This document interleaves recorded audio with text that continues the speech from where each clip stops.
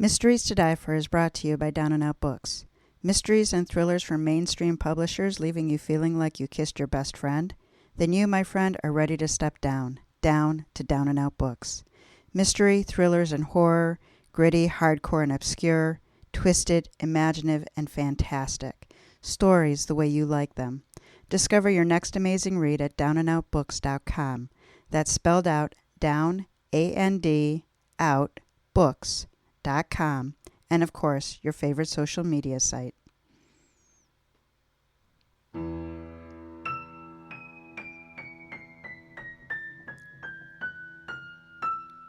Welcome to Mysteries to Die For.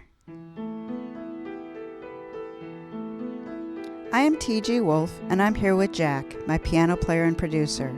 This is a podcast where we combine storytelling with original music to put you at the heart of murder, mystery, and mayhem. These are arrangements, which means instead of word-for-word readings, you get a performance that's meant to be heard. Jack and I perform these live, front to back, no breaks, no fakes, no retakes. Welcome to Season 3, called Enter the Detective. This season contains adaptations of the first cases for detectives. Some will be characters from books, screen, and stage. Others will be lesser known, but with great stories that we hope you give a try. For Episode 1, we go back to Edgar Allan Poe's See Auguste Dupin. We did Dupin's first mystery, The Murders in the Rue Morgue, as Episode 1 of Season 2. We're starting this season with his third case, the Purloined Letter. Many of the detectives that come later compared themselves to Dupin, which made it feel wrong to begin the season with anyone else. Episode 1 is about secrets, blackmail, and outsmarting the cops. This is Dupin's The Purloined Letter, an adaptation of Edgar Allan Poe's The Purloined Letter.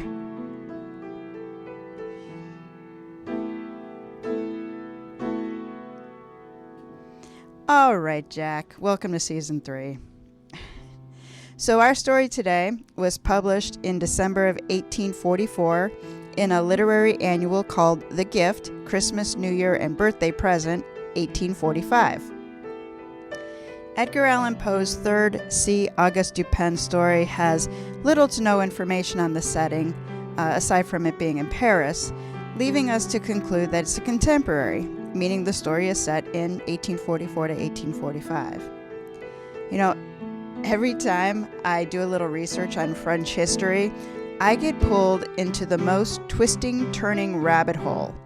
So in 1844, Paris and all of France was under the rule of King Louis Philippe. Louis Philippe was the Duke of, I should have asked you how to say some of these French words, Jack, before I dove into this podcast, was the Duke of Chartres? People in New Orleans are going to hate this too because I know this word is all over down there and I still can't say it. And he was born into the lower line of the House of Bourbon. That word I can say. While the lower line was still noble, the kings came from the upper line. Louis Philippe did not have an easy line to the throne, and in fact he lived his life without the expectation of that possibility. He had a successful military career, becoming a lieutenant general by the time he was 19. 19, Jack, and he was a lieutenant general. After being implicated in conspiracy, though, and labeled a traitor, he left France and had to live in exile for 20 years. In that time, he traveled extensively to stay alive and selling off pretty much everything he had of value. He worked for a time as a school teacher in a boarding school, teaching geography, history, mathematics, and language. And in his travels, he met and married a princess from the Kingdom of Two Sicilies in 1809. It wasn't until the July Revolution in 1830 that Charles X was overthrown and Louis Philippe returned to France. He was seen as the leader of the people and was offered the crown. Louis Philippe was crowned King of the French rather than the King of France or Emperor of the French, as Napoleon was. And he ruled from 1830 to 1848 when there was yet another French Revolution. So at the time that Poe was likely writing this story, the head of the Paris police was a position known as the prefect of police, and Poe in the story referred to the man only as G. So I did a little research. Henri Guesset, a banker, held the position from 1831 to 1836, but this seemed a little too early to be the man that Poe was referring to. His successor was a gentleman named Gabriel de la Serre, who held the chair from 1836 to 1848. Since his name begins with G, albeit it's his first name, it was close enough for me, and that is who we have in our story today. The Purloined Letter makes a strong reference to the letter in question belonging to the Queen. However, Louis Philippe's wife, Marie Amalia Theresa, did not involve herself in politics. So the role that I guess would be equal to the First Lady here in the States was filled by Louis Philippe's sister, Adelaide. I'm sure I'm not pronouncing that as pretty as it would be in French. So anyway, she's who I used. The minister who stole the letter, and note that isn't a spoiler, this mystery is about where the letter is, not who the thief is, was only referred to as D. I chose the name Gagne because, number one, I can say it, and number two, I knew someone named Gagne in high school and never forgot that his name meant swan. That's why I picked the name, because his name meant swan and I could remember it. All right, Jack, why don't you tell us a little bit more about what was going on in the world at this time?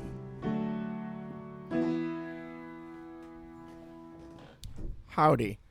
So, the word purloined means to appropriate wrongfully and often by a breach of trust, according to the Merriam-Webster dictionary. I definitely didn't read that off a script.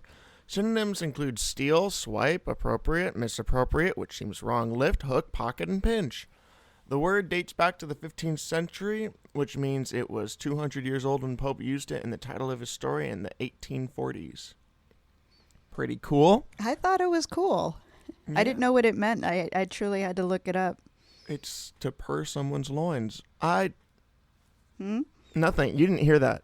Yeah, you're right. I didn't hear that. Nice. Okay, so we're going to pretend that didn't happen. Writing and music were big and getting bigger in America. Around this time, Poe was living in Boston, having moved there from Baltimore in 1835. By 1841, Ludwig van Beethoven had performed his Symphony No. 1 for the first time in Boston, showing the acceptance of European composers in America. In New Orleans, the Théâtre de la Renaissance opened, which being 1840 and Instagram not being a thing, Poe probably didn't know about it. Tensions between the North and South were starting to show. It was still 20 years until President Lincoln would be elected and the Civil War would begin. However, Poe would only live to 1849 until his mysterious death in Baltimore. What? I didn't say anything. You inhaled. Oh. In France, where our story is set, Frédéric Chopin was living in Paris, moving from Poland in 1831. The famed pianist would stay for another 18 years performing for the king. A famous violinist named Nizzolo Paganini had entered Paris only to lose a wager at a casino and go bankrupt. Sucks. In the beginning of 1830s, police counted 271 wandering street musicians and 135 street singers. Popular songs ranged from romantic to comedy to satirical to political to revolutionary, especially in the 1840s. Keep in mind that 1848 French Revolution was only 8 years away, so these are controversial times. If this all sounds familiar, it's because we've said it before. You know what I find interesting? Like, we've only had one revolution. I mean, so it's kind of like a big one to us. But it seems like the French have had at least 3. I think more than that. More than that? Yeah, that's a lot of work. Well, it's also slightly ironic that they're known for surrendering, despite the fact that they, go to war every couple hundred years. They're known for surrendering? I didn't know that. I thought they were known for pastries. No, you ever raise a white flag and say, "Oh, look, it's the French flag"? We never. No. We did that in one of my French projects. Yeah. We had to beat up a seal, and we had him. It was not a real seal. It was a stuffed seal for those animal lovers out there. And we had him wave a white flag, and one of my guys goes, "Look, he's waving the French flag," and it was possibly the peak of our comedy in high school. Did you get an A on that project? We got an A on every project. It's not hard to get an A as long as you just do it in that class. It's pretty easy. Yeah. Anyway, let's keep going. So we are ready to begin our story. So Jack's resetting his microphone and getting his fingers in place. And a reminder on why we're doing adaptations of these early stories. 2 main reasons. The language from some of these 18 and 1900s can be very hard. It's just difficult to understand with our modern ear, and dear Lord, they like to use the comma. Second is the style and length of these stories were not created for listening. They were created for reading. So with these adaptations, we keep the heart of the story, preserving the groundbreaking narrative, but package it for easier digestion. Character names are in the show notes, and so now we are ready for Dupin and the Purloined Letter. Jack, if you will, take us in.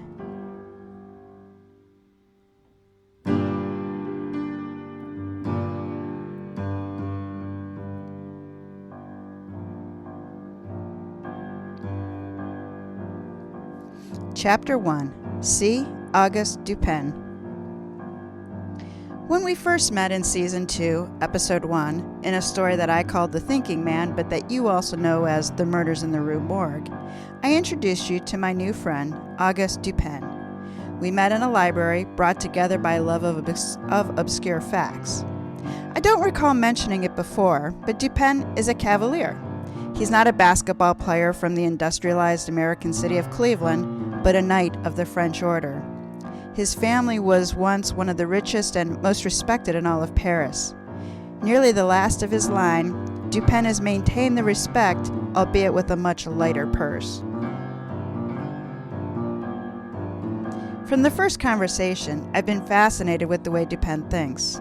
For him, information was the center of a web with connectors radiating out to other centers. His mind was a nimble spider racing through this network, moving from idea to idea, connecting the seemingly unrelated to come up with the most amazing conclusions. Hence, it made sense that Dupin craved information. In the years we have lived together, I can't begin to estimate the number of books that have crossed our threshold. 1,000? 10,000? Astronomy, biology, Christianity, dynamics, engineering, finance, geography. Well, you get the idea. No subject was outside the bounds of our voracious curiosity. Some we owned, most we borrowed. Dupin had the uncanny ability to connect the apparently disconnected.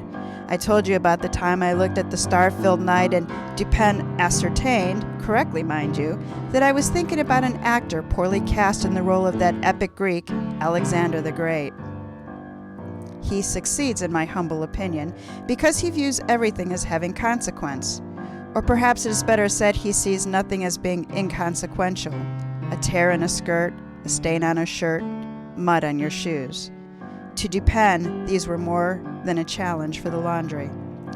A tear in a skirt would mean the woman wearing it took a shortcut home through the briar patch, which she would only do if she were running late and needed to save the time it would take to go properly through the village green. And such a woman was very likely at a clandestine meeting, as if her encounter were proper, she would not have worried about returning late. Seeing the vitality in her cheeks and the smile on her face, Dupin would know the meeting was of a romantic nature. Questioning the young woman with the tear in her skirt, Dupin would simply say to her, "Mademoiselle, please tell me the name of your lover who keeps you out so late." Caught by the element of surprise, she would give the name she had promised to take to the grave. The stain on a shirt belonged to a man who stole from his former employer and attempted to hide it by altering his logs. The ink that was supposed to hide his crime, instead, pointed out his guilt. And the mud on your shoes obviously meant that you were not home last night as you said, but gallivanting about town with that lowlife you swore to your family you didn't see anymore. It wasn't just me who marveled at Dupin's detective capabilities. Monsieur Gabriel Delasserre, prefect for the police of Paris, had come to view Dupin as the type of consultant. He was a regular guest in our parlor, and that is him walking up to our door right now.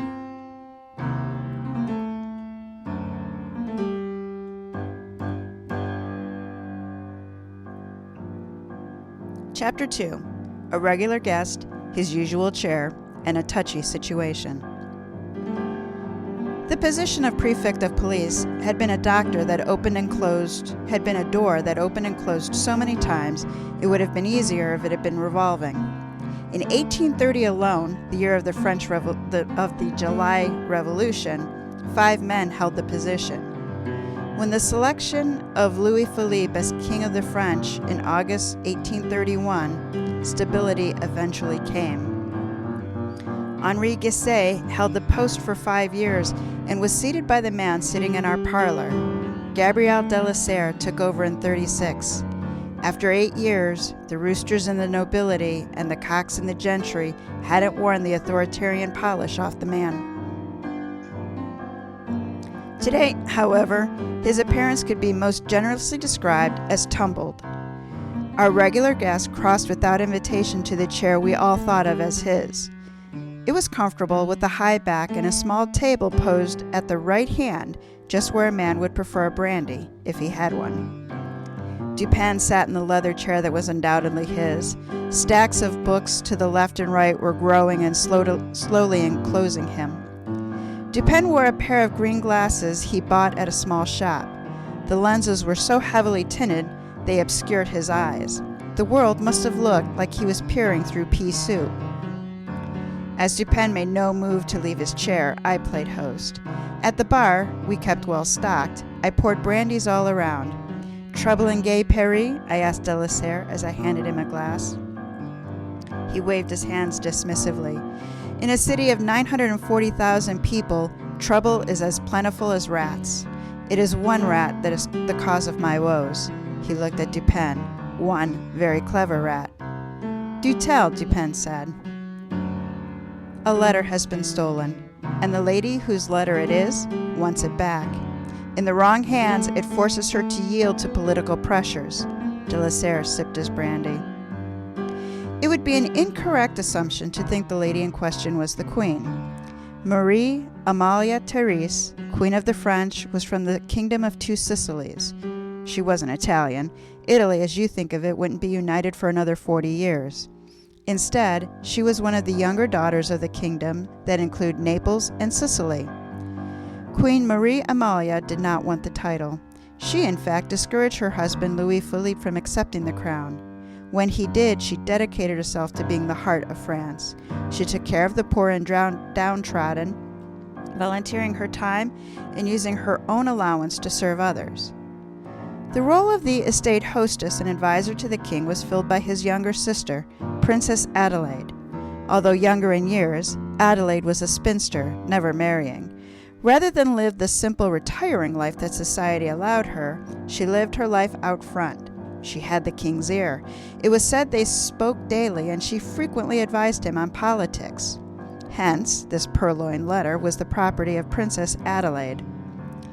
"Do you have any idea who has the princess's letter?" Dupin said, saying aloud what I surmised for you in my head. Delasere appeared gobsmacked.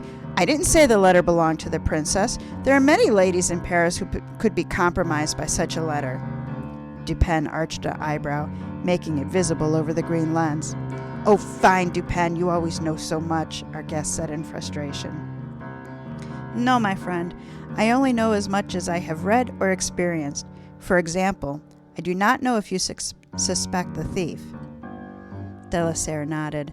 "The lady knows who took it. She all but saw it. She had received the letter in her old apartment and was reading it when her brother entered. He being someone she wanted to hide the letter from, she attempted to place it in her desk drawer.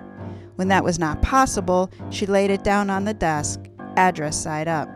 The content was hidden. His Majesty overlooked the letter as they carried on their conversation. One of his ministers came in, Gagne. You know of him?" Dupin gave that infamous French shrug. "Somewhat. My father and he had some business dealings." "He is a weasel, no matter his name," Delasere said, referring to Gagne as being the French word for swan. "He saw the letter and took note of the address and handwriting. In the course of his business with the king, he switched the letter out for one complaining about the quantity of horse manure on Parisian streets. The lady witnessed the switch but couldn't call attention to it without calling the king's attention to the letter." "Ah," Dupin said. "So the victim knows who the perpetrator is, and the perpetrator knows the victim knows. It's an intricate dance. Gagne was known as much for his wits as for his sometimes devious ways he chose to employ them. I doubted Gagne had many true friends, but he had an abundance of people who were wary of crossing him. Delasere leveled narrow eyes at me. I doubt Gagne suspected what was in the letter when he took it, but what he found inside was as valuable as one of his diamond mines. It has been months now, and the political fallout has been a silent catastrophe. The princess has effectively had her wings clipped.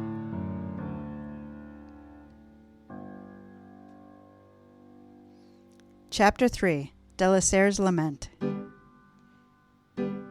I refilled Delasere's brandy, encouraging him to continue talking. He would often have more than one brandy with us, but not in the first 15 minutes. The lady called me to her parlor, he said, and charged me with recovering her letter. She told me everything I had told you, along with some information on what was in the letter, which I will keep to myself. I returned to my office and called in 2 of my most trusted officers. One officer began to surveil Gagne.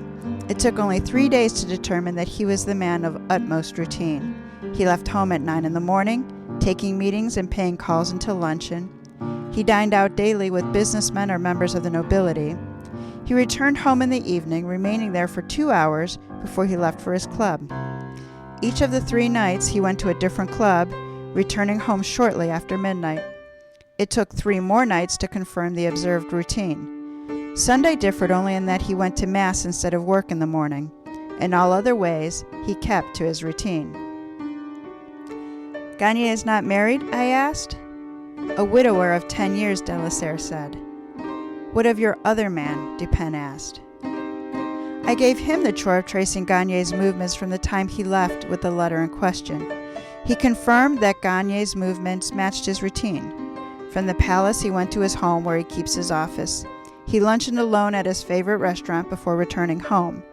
My man could find nothing to indicate Gagne passed the letter off to someone or sent it outside of Paris.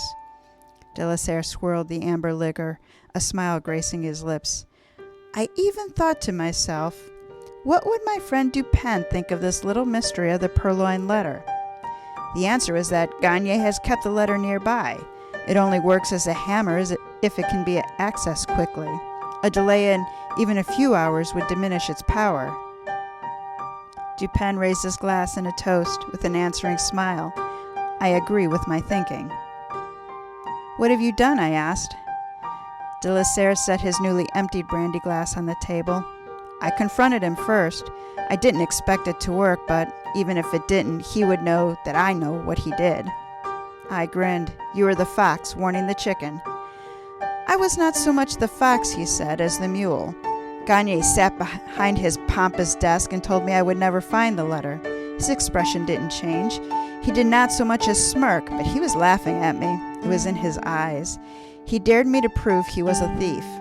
Delasere pushed out of the chair and began to pace our book-cluttered room. Each night after he left for his club, we went into his house to search. 1 room per night, we looked in, under, and behind everything. 2 weeks it took, but we came away empty. You did not destroy the rooms? Dupin asked. Correct, Delasere said. We left each room exactly as we found it. We were invisible. I could see Dupin's eye roll. I couldn't see Dupin's eye roll, but I could feel it. No team of 4 to 6 police officers were invisible. Did you look inside the furniture? Dupin asked. A letter is quite small and could be rolled into a tube. Delasere swung around at the other end of the room. After walking away with nothing, I had the same thought. We returned a few days later, our focus on the furniture. We even brought in an expert to guide us. Still, we found nothing. He planted his elbows on our mantel and dropped his head into his hands. This case may be the end of my career. I have survived calls from the nobility for my removal, assassination attempts, peasant uprisings. To think an ill-conceived letter in the wrong hands will be what brings me to my knees. He shook his head. It sickens me. I would pay to end this madness. 20,000, no 50,000 francs. Would you really? Dupin asked, interrupting Lacerte's lament.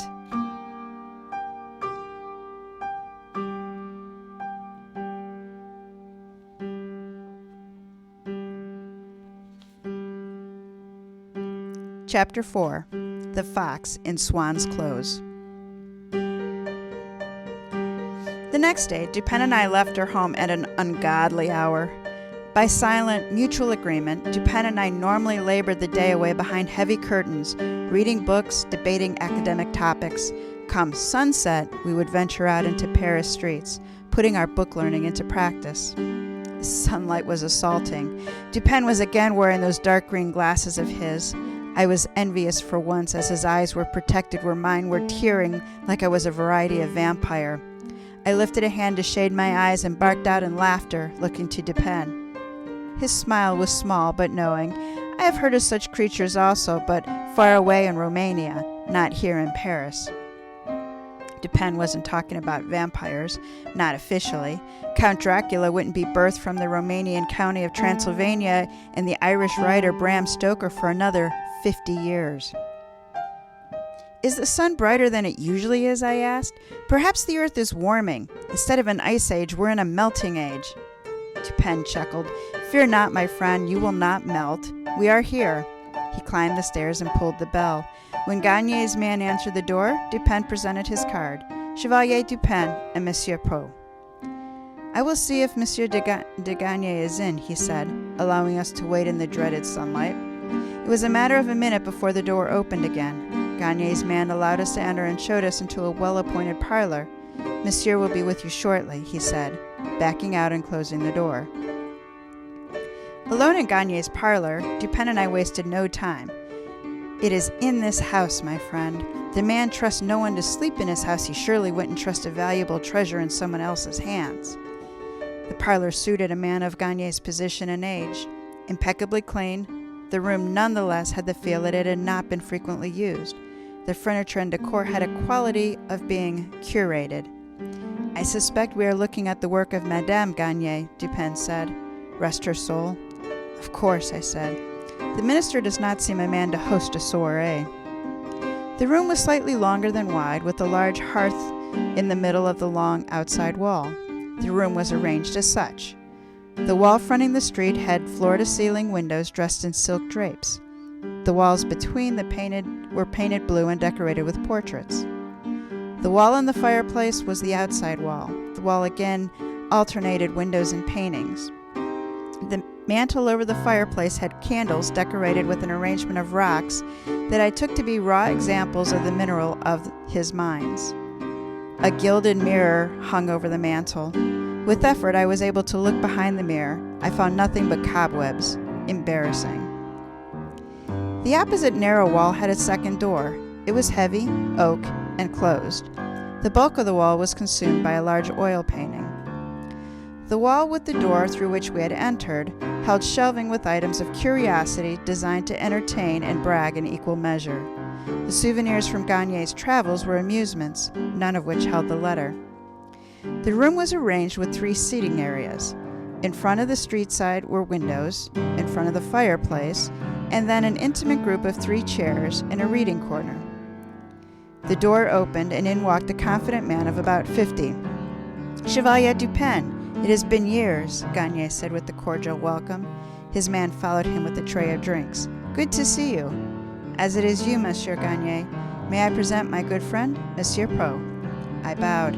Monsieur, your portrait collection of your family is top rate. Who is the artist? The artist I know, the people I don't, Gagne said. My father was fond of collecting.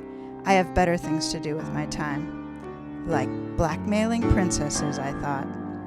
Speaking of better things, Dupin began, and casually went into the backstory created for our entry. A cousin of mine has brought an investment opportunity in a silver mine. I need advice from an experienced mine man. Dupin produced the letter and the map that his cousin had sent. It took 2 days of research and execution to create the ruse. Given the way Gagne scrutinized it, I was glad we took the time. Come into my office, Gagne said. I want to compare these maps with some of my own.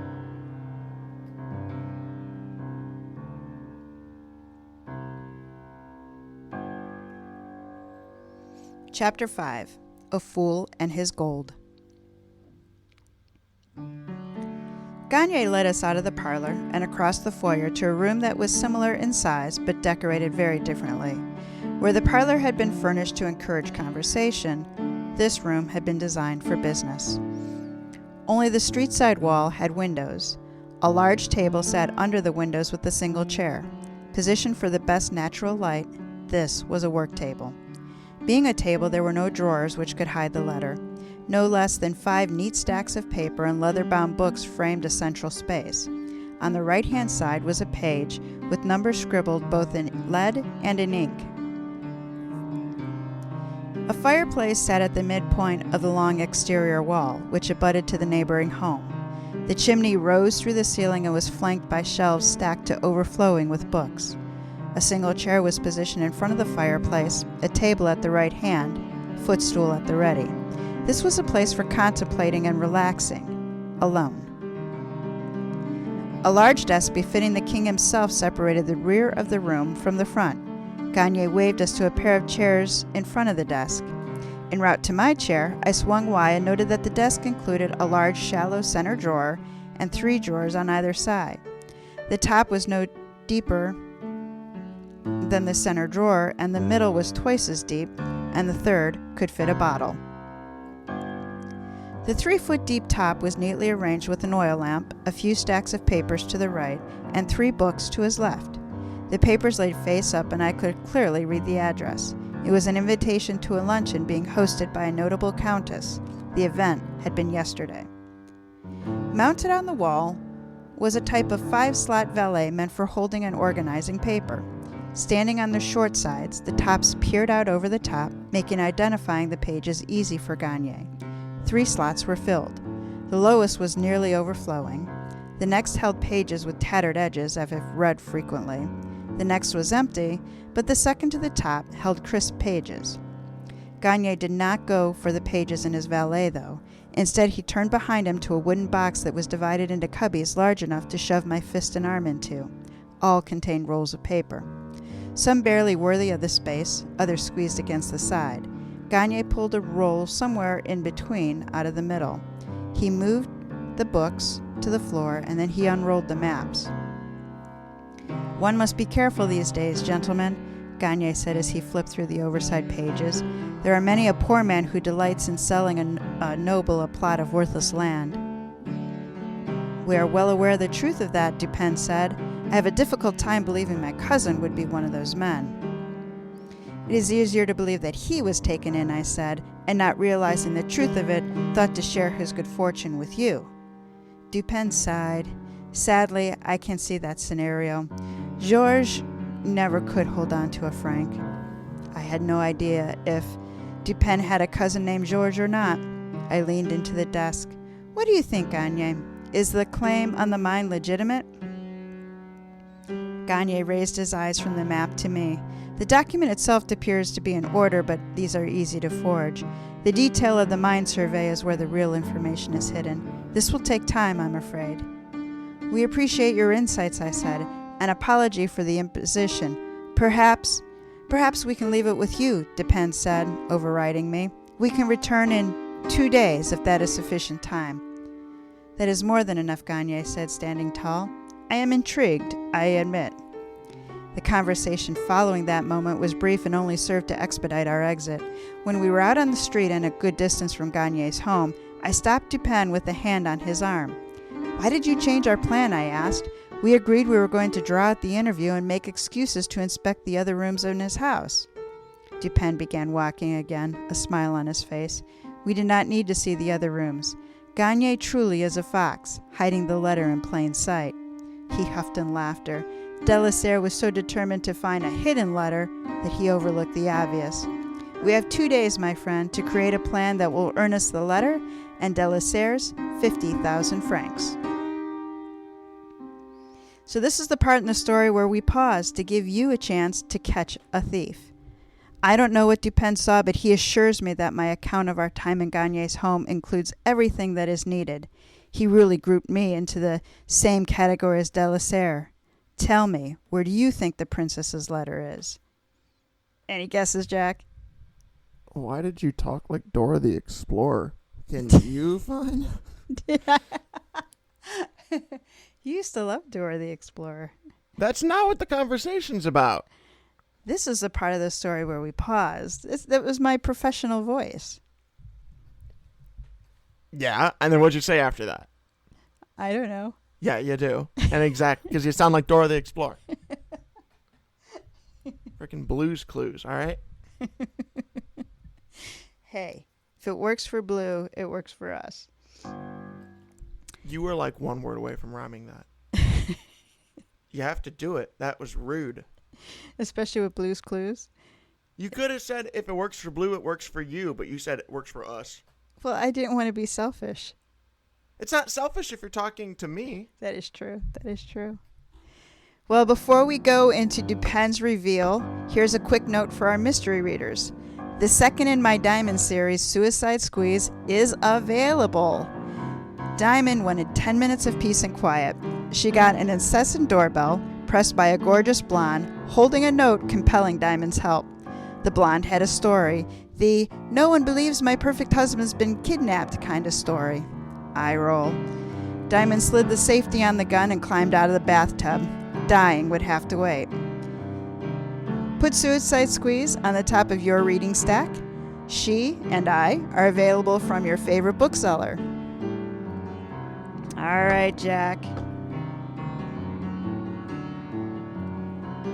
Let's find out if Dupin can purloin the Purloined Letter.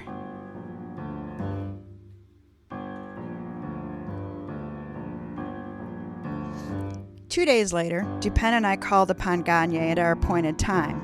Being expected this time, Gagne's man showed us directly into his office.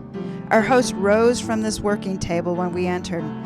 "Cavalier Dupin, Monsieur Pro, how are you this afternoon?" We entered and drifted toward the solitary chair in front of the fire. Anxious, Dupin said, "I have thought about little except my cousin's proposal since we last met. I have drafted a check in the case that you have found the investment to be legitimate." Gagne frowned, his brows pushing down. "I see," Dupin said. "I suspect your results do not support a draft on my accounts. May I sit?" He indicated the chair in front of the desk. Gagne looked as though he just remembered he had manners. "Of course, please do. Perhaps a glass of brandy, as you are correct, I do not have good news." I stayed by the fireplace, accepting a drink from the butler as he made his rounds with the tray. Gagne dismissed the butler and turned to the question at hand. This claim and the map were very convincing. Truth be told, these documents would have fooled a lesser man. You see, the clever fiend transposed two real elements over the top of each other to create a very believable but fictional mine. Look here. Gunfire disrupted the lecture. I hurried to the front window. "The crowd is running," I said. Gagne appeared quickly at my shoulder. "What the deuce is going on out there?" "Someone discharged a pistol," I said, leaning over the work table to gain a better view of the neighborhood. "I'm not sure who." "This has to be a mistake," Gagne said. "This is a good neighborhood." "The police are only making people run faster," I said. Gagne grunted his assent. "There is still a lot of distrust for anyone in uniform. Too many heads have rolled for imagined indiscretions." "The indiscretions were imagined," Dupin said, suddenly appearing with us. "Certainly, some of the crimes were real." Gagne waved off the comment. "Crimes in prisons are for commoners." "You have no fear of the police?" Dupin asked, as the last of the bustling pedestrians hurried by the window. "Where do you get your confidence, sir? For I should like to drink from that bottle." "I drink from the font of knowledge," Gagne said, turning away from the window. "Come, let us look at this map of your cousin's. As I was saying, the fiend has been clever in his way. He overlapped two mountainous ranges that are similar. I should say I would have fallen for it myself had I not been to both areas." We followed him back to his desk, where Gagne expertly picked apart our ruse. We left 30 minutes later, with Gagne's condolences and a warning that there were few things sure in the mining industry. Delaserre joined us that evening for a meal. Dupin and I allowed the conversation to take its own path, but it was not long before Delaserre talked about the letter. "I happened across Gagne at the Garden of the Louvre," Delaserre said, clutching the stem of his wine glass too tightly. "He asked me if I found my letter yet. When I said I was getting closer, he laughed. There are times I just want to—" He shook his wine glass. Thankfully, he had consumed all but the last drops. Are you still prepared to write a check for 50,000 francs? Dupin asked. Delasere stopped chalking the crystal to stare at my friend. Absolutely. He pulled a note from his inside pocket and wrote it payable to C. Auguste Dupin for the agreed-to sum. He slid it across the table. Dupin picked up the note, replacing it with the letter in question. Delasere hastily snatched the pages and read, My thanks to you, Dupin, truly. But how? Where did you find it? I surmised, as you said, that Gagne was keeping the letters in his townhouse, Dupin began. A few minutes in his home told me that Gagne lived in just a few rooms, his office, his bedroom perhaps. The others were incidental to the house and a remnant of his wife. You were so sure Gagne hid the letter that you only looked in places it could be concealed. Gagne himself provided a clue. He said they weren't hidden anywhere that could be found. That is because they were not hidden. The pages were stacked in the letter valet, within arm's reach of the man when he was sitting at his desk. Delasere smiled. Does he know it is gone? Not likely, Dupin said. I replaced it with original writings from a Chinese philosopher, Confucius. Perhaps he will learn something. Delasere began to laugh. I doubt that, my friend. I doubt that very much.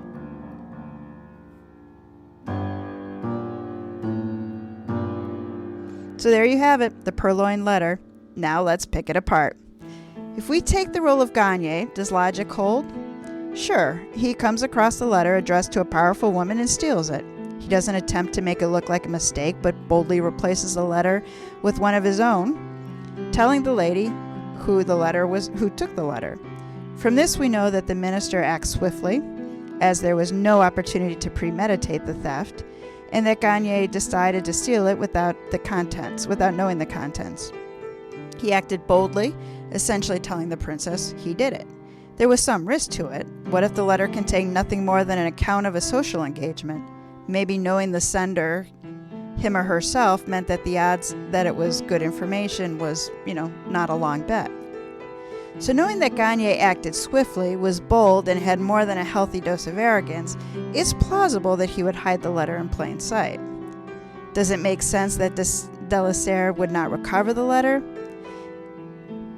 In this part, I had trouble with Delasere's entering Gagne's house night after night without being discovered. First, didn't Gagne as a minister have staff living at his house? Would it truly be empty each night? And second, didn't the neighbors notice a group of men coming to Gagne's door after he left for the club and then leaving some hours later? In the original text, as in my adaptation, Delasere didn't search his home once, but searched it day after day, room by room. Perhaps Gagne did know what Delasere was doing, but he didn't care. He was so confident in Delasere's incompetence that he walked out each night knowing what was coming. I guess I could buy that. If it were me, after that first night I would have moved the letter to a room already searched. So, mostly it works. You have to suspend a couple very minor points of disbelief, but all in all pretty solid. And that concludes then I wanted to tell you that this is the third story and the last of Dupin's and his narrator. We skipped the second mystery, the murder of Marie Roget, in which Poe used Dupin to solve the real-life murder of Mary Rogers, a cigar girl in New York. The story is terribly tedious. I even started creating a matrix, and I got lost on the accounts between the newspaper articles. It would have been impossible as a podcast. Hence, we skipped it. All right, now we are ready to wrap up this episode of Mysteries to Die For. Show our show's support by subscribing, telling a mystery lover about us, and giving us a 5-star review. Become a member of our Body Bag Brigade by financially supporting this season with a one-time donation. Pay what you can, and we'll reward you with member-only episodes. Information is in the show notes and on our website, tgwolff.com/ maybe that's a /podcast. Mysteries to Die For is written by TG Wolff with contribution from Jack Wolff. Dupin and the Purloined Letter was written by TG Wolff, adapted from the Purloined Letter by Edgar Allan Poe. Music and production are by Jack Wolff. Episode art is by Shannon Leahy. Look forward to seeing you all in 2 weeks when episode 2 drops. And that is going to be Monsieur Leclerc and the Mystery at Orcival. All right, Jack, take us out.